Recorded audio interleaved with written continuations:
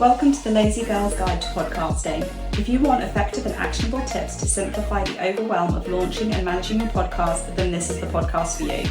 I'm your host, Verity Songon, podcast manager, launch strategist, and host of a Top 100 podcast. I'm really excited to have you here, so without further ado, let's dive into the episode.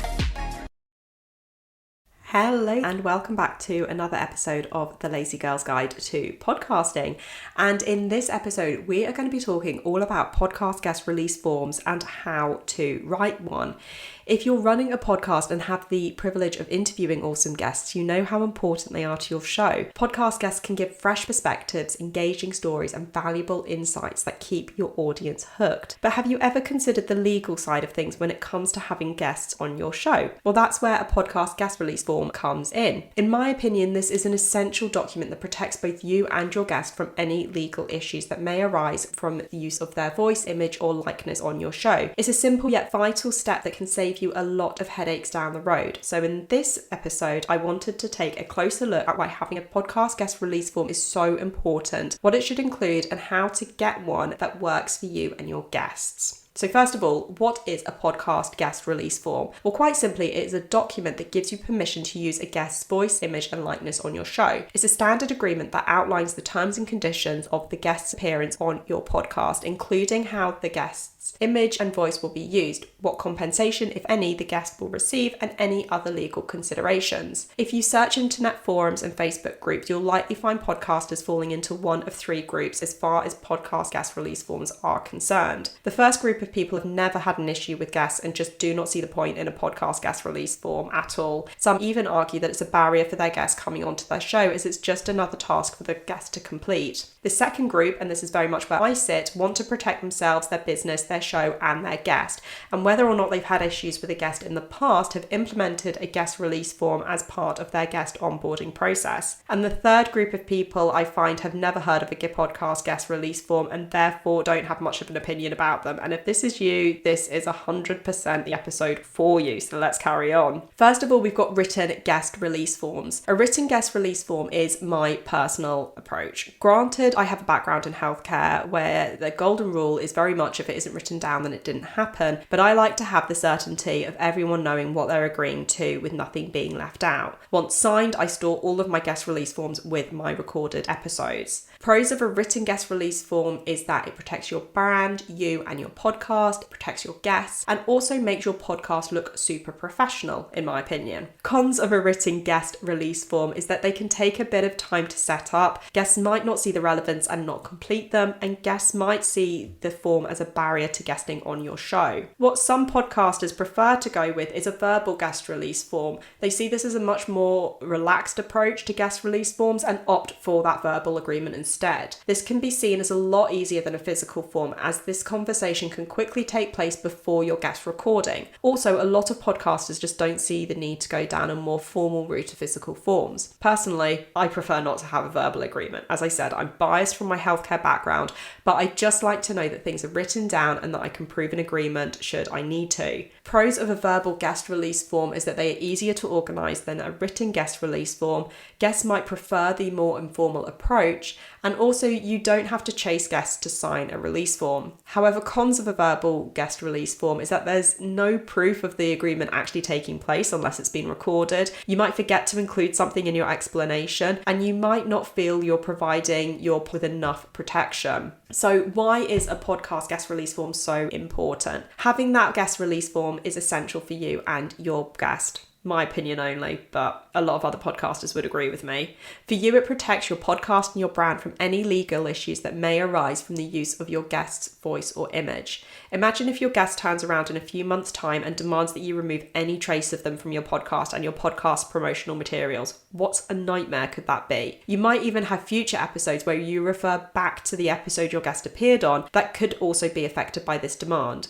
Well, a guest release form can help you in such a situation. Why? Because by setting out from the beginning who is in charge of the final content can reduce issues and confrontations down the road. For your guest, a guest release form provides them with the peace of mind that their voice and image will not be used in any way that is harmful to them or their reputation. It also explains from the outset that you, the podcast, are in control of the interview content and how it is produced and distributed. As the podcast host, you are responsible for the content that you create and share with your audience, and this means that you need to be careful about the images and voices that you use on your show. Without a podcast guest release form, you could be at risk of legal action if a guest feels that their image or voice was used in a way that was harmful to them. This could include anything from defamation to invasion of privacy. Legal considerations and liabilities without a release form. So without a podcast guest release form, you could be opening yourself up to a range of legal issues. For example, if a guest claims that their voice or image was used without their permission, or in a very worst case scenario, although very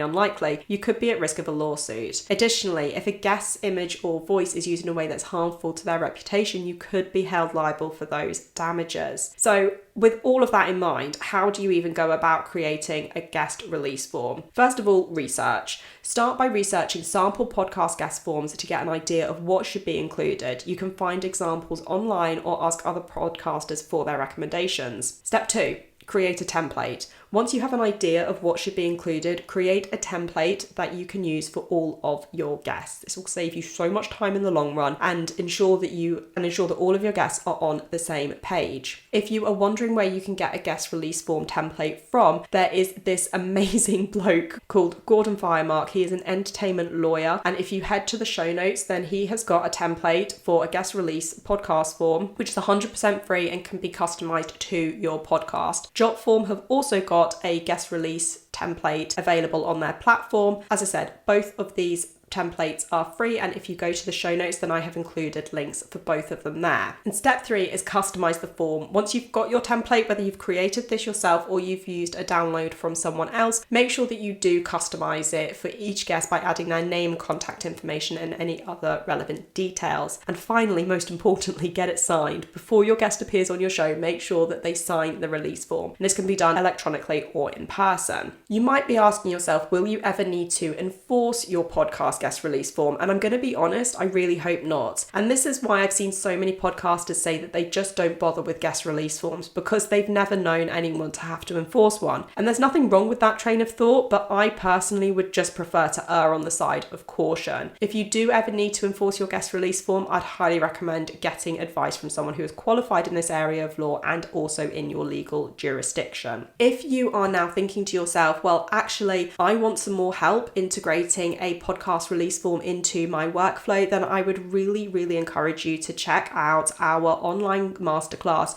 the Elite Onboarding Masterclass. This masterclass is for you if you find yourself spending way too much time with a manual podcast workflow. You feel that things are getting missed when you're booking and hosting clients on your podcast. You're worried that your podcast workflow just doesn't match the same professionalism as the rest of your business. You want to make a good first impression to potential podcast guests, giving them the sense of premium experience. And most importantly, and relating back to this episode, you want to know how to implement a guest release form in your podcast onboarding guest management workflow. If you're interested in joining the Elite Onboarding Masterclass, then do check out the link in the show notes. I absolutely love this masterclass. It was one of the first ones that I put together because I just had so many people saying to me who were coming onto my show as guests, this is an amazing workflow. You need to be teaching this to people because I want a process that is as slick and as easy to follow as yours. So do check out the Elite Onboarding Masterclass. As I said, link in the show notes. But in conclusion, having a podcast guest release form is an essential step in running a successful podcast. It protects both you and your guests from any legal issues that may arise from the use of their voice, image, or likeness on the show. So if you do not have a podcast guest release form in place, I would highly recommend that you check out those free links for Gordon Firemark, the entertainment lawyer, and also for Jotform in the show notes in the description box below,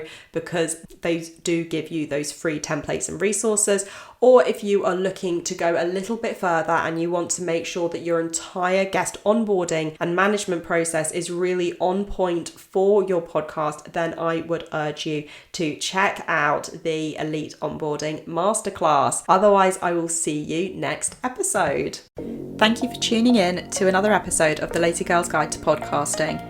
If you loved this episode, I think you'll love being on my email newsletter list, where I send out weekly podcasting tips to help you create, host and grow a podcast that you love.